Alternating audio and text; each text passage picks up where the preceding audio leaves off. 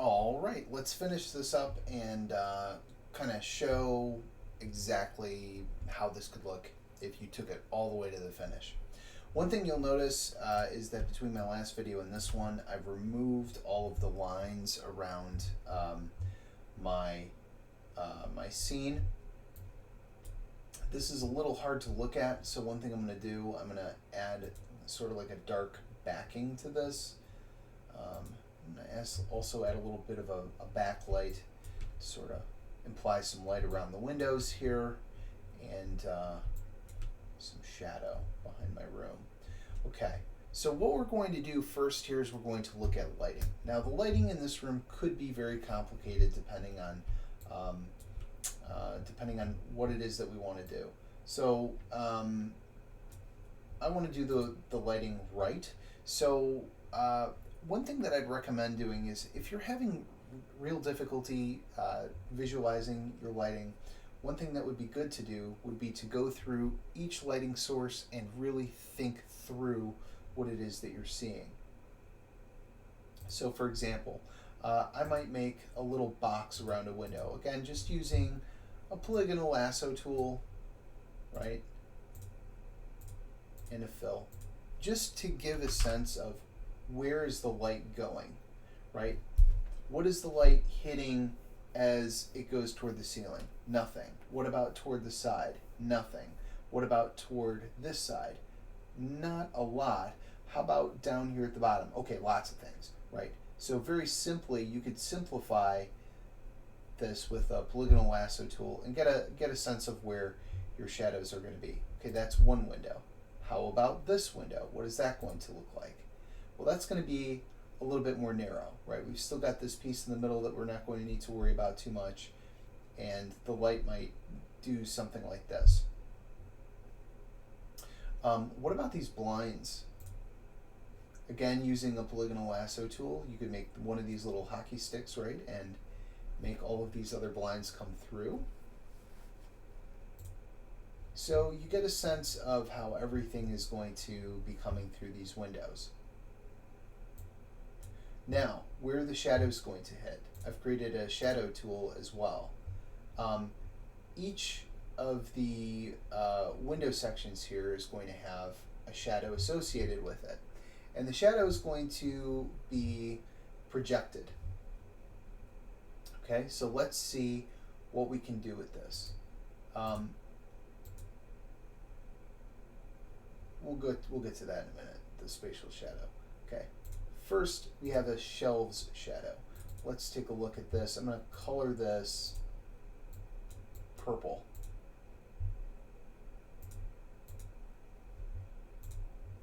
So this is just basically a great big, it's one of these, I've just taken it and I've projected it onto the bookshelf. So there's going to be a little bit of the shadows from this window that are going to get projected onto this bookshelf, and that's where I'd like to see them.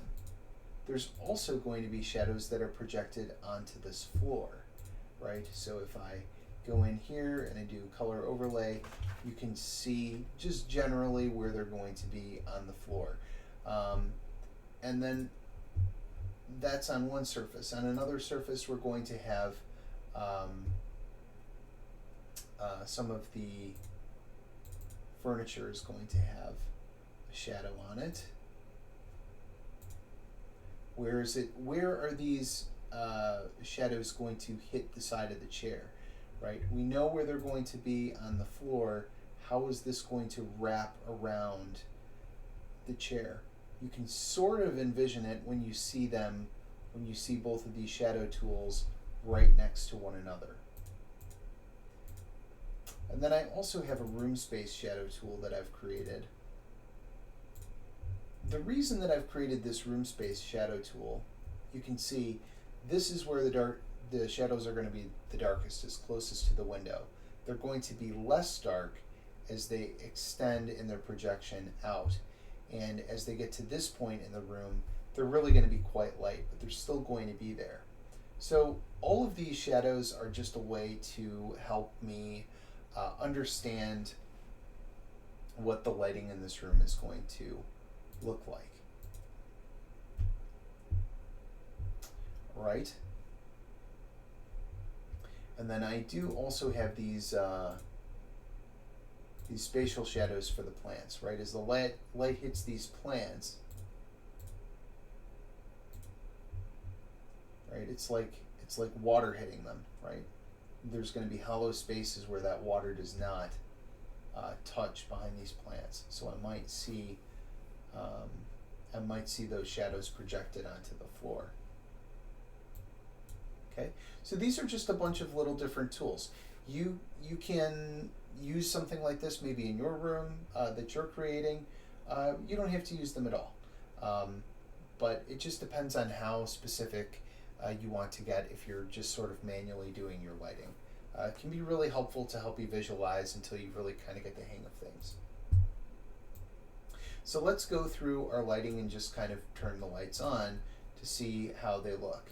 All right, so here's my floor guide. Here's where I think my shadows are going to hit roughly on the floor. And here's my floor light. What I've done is I've just taken this guide, I've aligned it with where I think it would fall. I've just gotten an airbrush out and I've just gone over this. And then what I did was I went to Filter, Gaussian Blur. Right? That's essentially what the floor light actually is. And then I set it to overlay, right, instead of normal. If it's normal, it's pretty hot reflection, but if I set it to overlay, I get to see those beautiful wooden tones underneath as well. I've also added ambient occlusion to the room. I've added ambient occlusion to each object. Remember, ambient occlusion is just sort of a bit of shadow that shows up where two objects are close together. So you'll notice that I've added in shadows to my bookcase. I've accounted for the light hitting it here.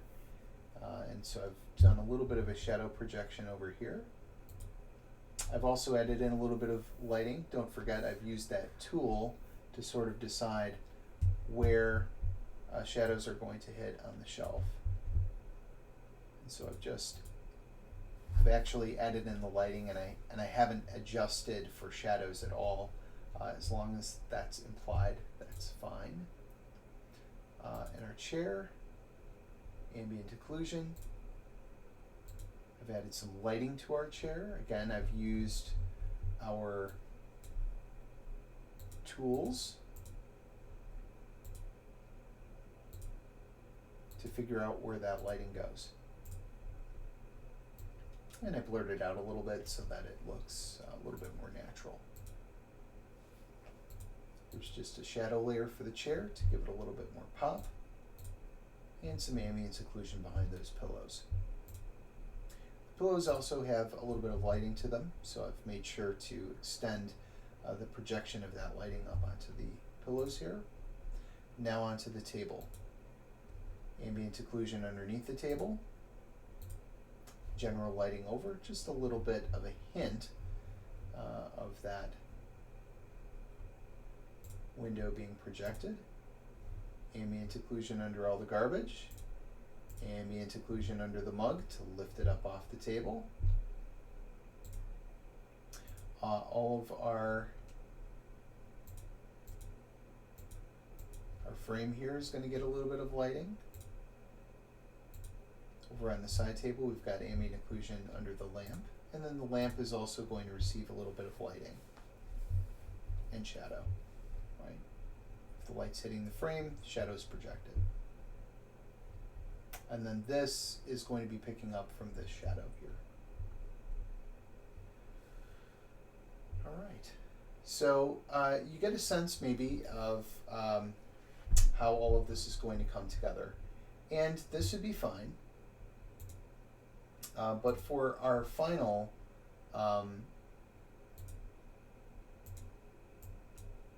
let's take a look at what we have, right? So here's our lighting. It's all set to go. I've actually done a little extra work on the plants here in this version. We're going to do a high pass on this, so copy it, filter, other, high pass, and then set that as an overlay. Once again, that adds a nice sharpness to the scene that you might not otherwise have. And then we're going to do just a layer of lighting over this. So what does this look like? If I were to use this and just set it to normal, you can see it's really just kind of a very soft airbrush. So you would just go into your tools, grab your airbrush. If you wanted to create a little bit more shadow here, that's fine. A little more shadow here, that's fine. A little more light here.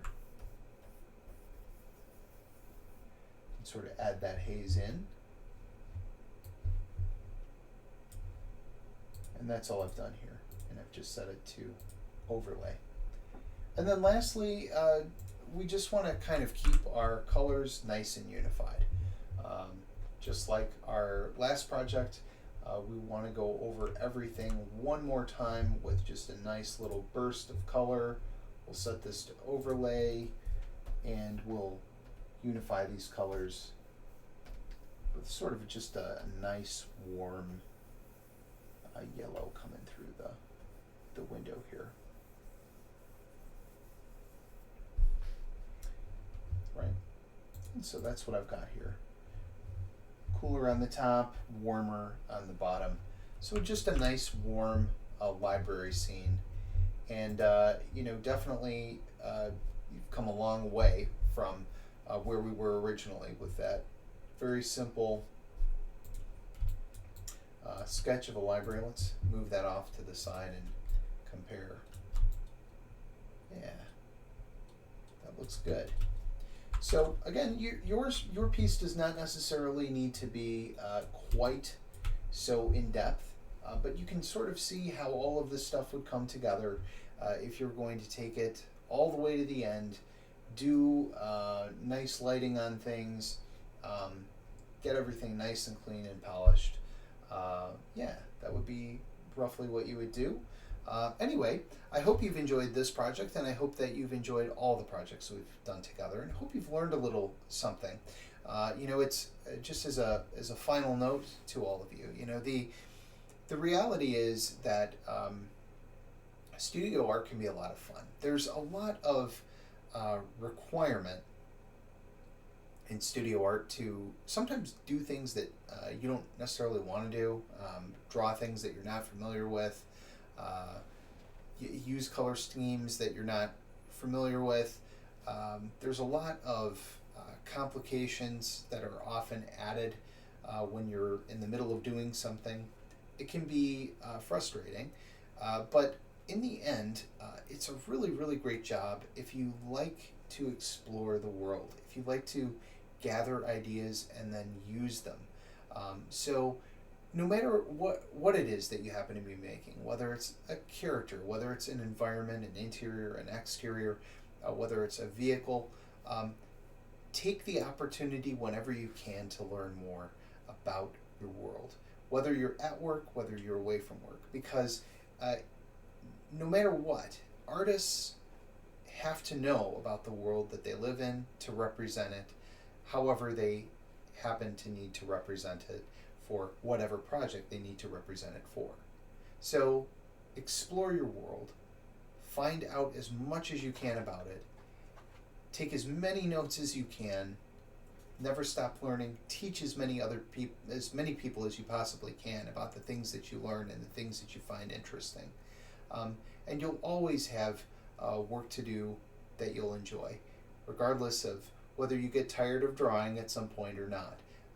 It's never a dull moment if you're learning about your world and enjoying that process.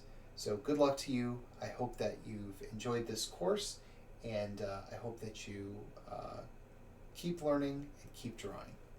Thanks for your attention.